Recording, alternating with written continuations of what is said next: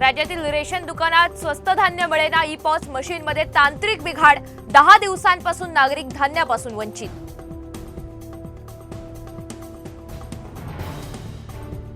दीड महिना उलटूनही राज्यातले 44 लाख शालेय विद्यार्थी गणवेशाविना. 110 रुपयात शालेय गणवेश शिवून देणं शक्य नाही. महिला बचत गटांची भूमिका.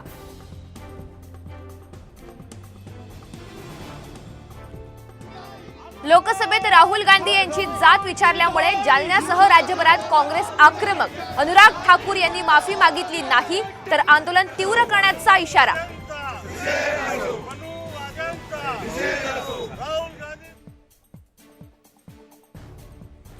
मराठवाड्याला कोकणातील 55 अब्ज घनफूट पाणी मिळणार. मुख्यमंत्री एकनाथ शिंदे यांचा महत्त्वपूर्ण निर्णय.